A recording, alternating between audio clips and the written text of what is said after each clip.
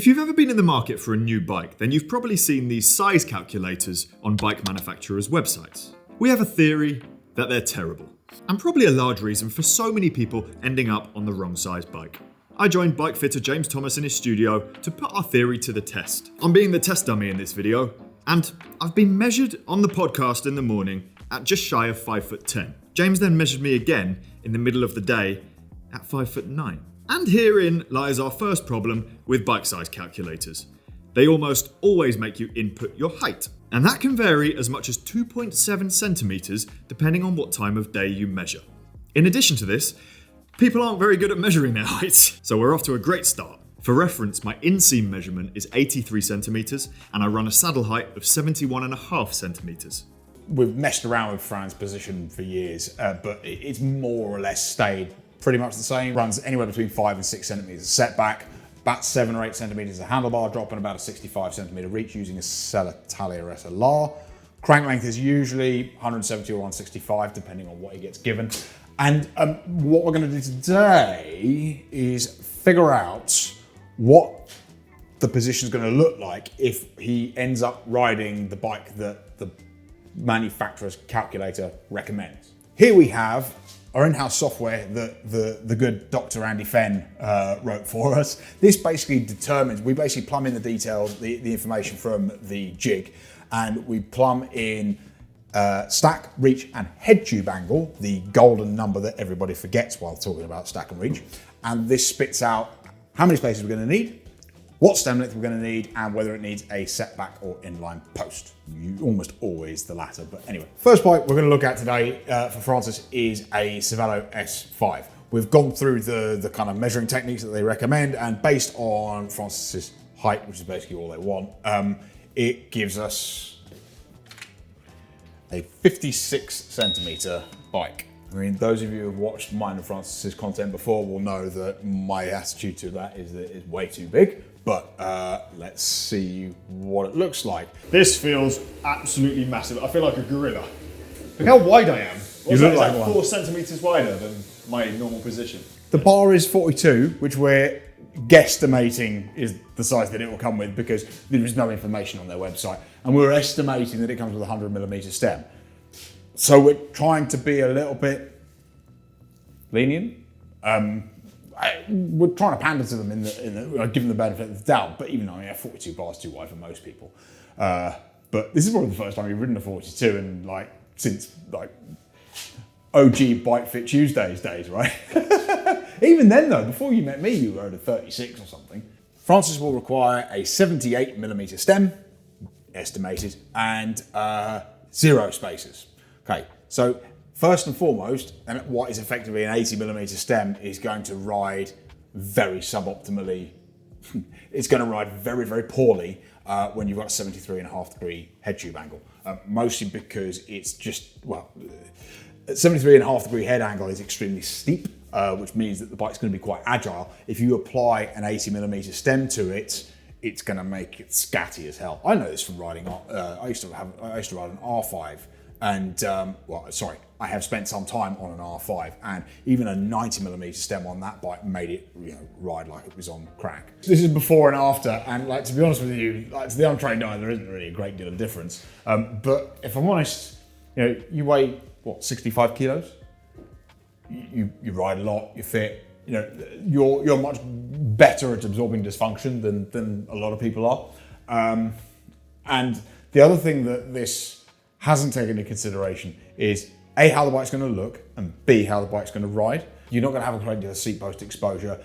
You also won't be able to get your saddle far forward enough because for some reason, I think I know the reason why, all Cervelos, whether you buy a 48 or a 63 or 61 or whatever size it is, they all have a 73 degree seat angle. This is something that is derived from the people who make them, Giant, and it's a means of making manufacturing process cheaper, essentially. Or at least that's my theory and my opinion. So yeah, on to the next one. Okay, so next up is Canyon's CFR.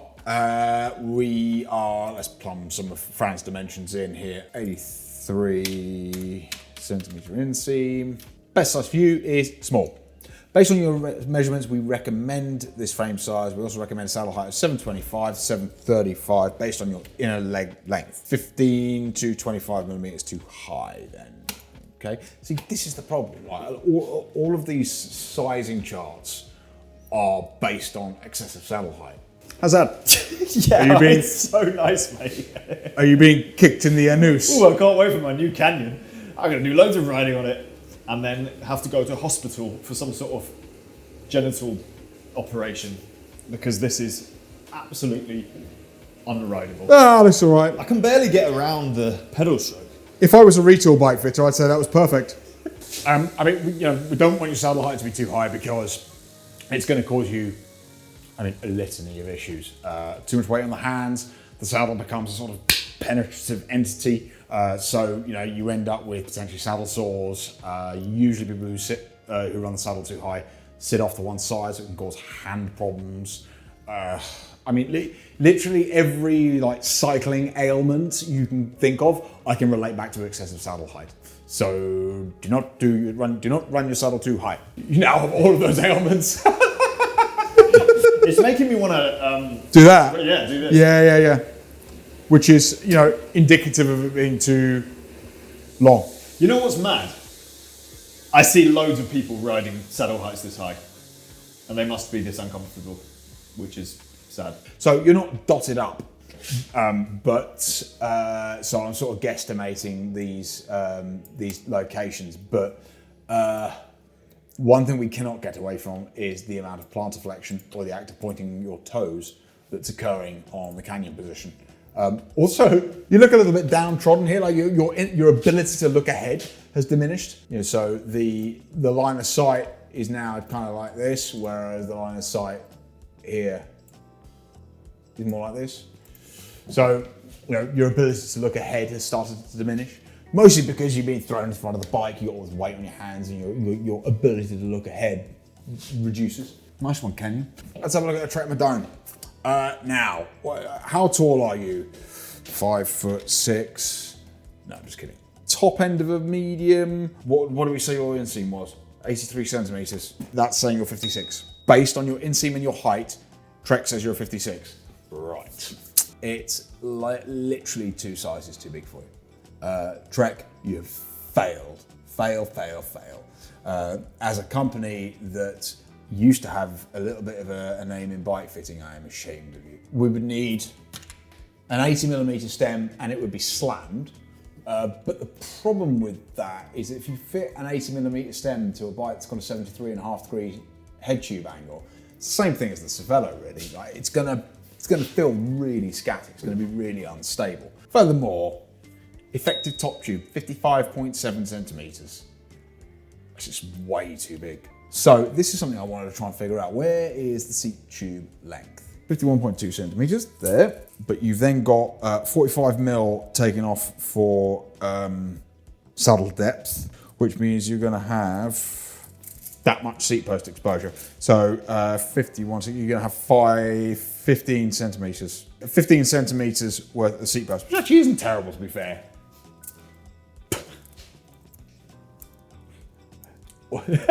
See, this is the other thing.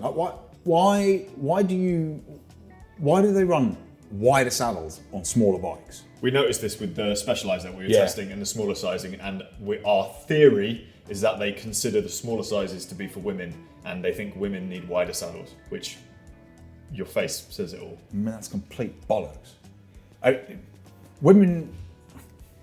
I don't believe women do have wider sit bones, and women also usually anterior rotate the pelvis more, which means that they're predisposed to not loading the sit bones anyway, so therefore they might need a narrower saddle. Ultimately, I think generally speaking, if you've got a smaller person, typically might need a smaller saddle. I just don't see this correlation between a smaller bike and a wider saddle. It just makes zero sense to me whatsoever. Anyway, what we were looking for is what cockpit does this bike come with. So ML comes with a 42, okay, I was wrong. So it comes with a 42 centimeter bar and 110mm stem. Oh, control width. Oh, that's quite cool. 41 centimeter control width, so it's basically a 42. So I reckon you could ride that, but you're fit, you're strong, you're also young, and forgive this sweeping generalization, but most people who can generally afford something like a Tre Madone, because how much is a Tre? What do they start at? They start at £9,000. Most people will be in their 40s, 50s, or 60s buying one of these. What do they start at? £6,000, £4,000. Oh, they start cheaper than I thought they would actually. Even so, £4,000. And if you're younger than your 40s, 50s, or 60s and you can afford a Tre Madone, good for you. I thought maybe that you'd end up with smaller bars because it's an aero bike, which you do see in some brands, like the Pinellas, even the slightly bigger sizes, they have that like flared, narrow, the controls end up really narrow. Not the case on this. I would go as far as to say that the Pinella is, for the majority of people, is actually too narrow. The one thing that the Pinella is very, very good for is women.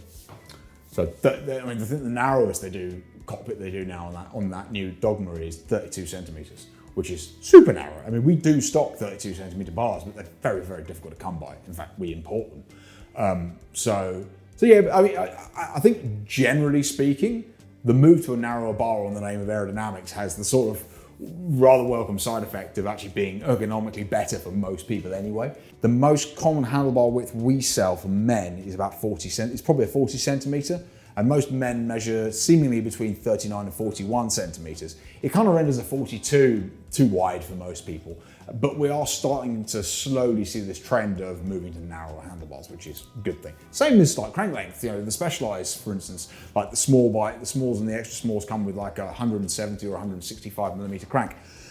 We're slowly at a glacial pace moving towards slightly better component choices and component considerations for consumers, be it by luck or by consideration or careful consideration. I seriously doubt that, but it's the old cynic in me. One extra thing that annoys me about this process is that I'm being stuck on a 56 by some of these calculators, and the 56s are more likely to come with longer cranks. So you end up with wide bar and a 172.5 crank on those 56s, when really I should be on a 51 with like a 165 or a 170 mil crank. There's quite a big difference. Next up, we've got Cannondale, the lightest of the fast, the fastest of the light. Right. 5'4", just kidding. 51. Cannondale recommends the right size. Oh no. Then again though, hang on a minute, hold that thought. Where's the geometry table? Before you start getting all excited. Yeah, 51 will fit you. Like most people will look at a 51 and go, wow, that's really small. It's got 53 centimeter top tube and probably comes with a 100 or 110 millimeter stem. The annoyance is that there isn't a single tube on this bicycle that measures 51 centimeters. So where have they got that number from? I mean, could be seat tube length. Nope, 47.7. I mean, somebody in the comments on one of my videos suggested it was effective seat tube length, which is basically where the top tube ought to intersect what was the seat tube in like a traditional sense. So how is a consumer supposed to measure that? So even so, like it's a nonsense measurement, and I think this sizing just the numbers make this the numbers make this really quite misleading. I'll tell you what, take a leaf out of Pearson's book. Will and Guy Pearson will be going. But like in all seriousness though, if you look at what they've done with the new Forge, Pearson is the oldest bike shop in the world. I used to work for them. The owners are mates of mine. They have a store up the road called Forge 1860, and they, with their latest model, or one of their latest models, a bike called the Forge, which supposedly was designed using bike fit data, some of which I probably did for them actually, come to think of it, rather than a numbered or like a measured size. Look at that. 1, 2, 3, 4, 5. I mean, it's still like, you're still going to have this egotistical element of men going, well, I don't want to be a 1. But I thought this was just a very fresh way of demonstrating, I thought this was a very fresh way of presenting a sizing structure, rather than this historic, legacy-driven, I'm 54 because I've always ridden the 54. Like, bicycles have changed over the last 20, 30 years. So actually, while we have you here, what size should you be on while we're here? 2 equates to a 52. But look at that. Yeah, I mean, you're bang on the range, bang on the money for a 52 with them. Another cool thing is, and you talked about this in one of your videos recently, bottom bracket drop is increased as well. So, here is a brand, a little brand, that is thinking about the people that are riding their bikes.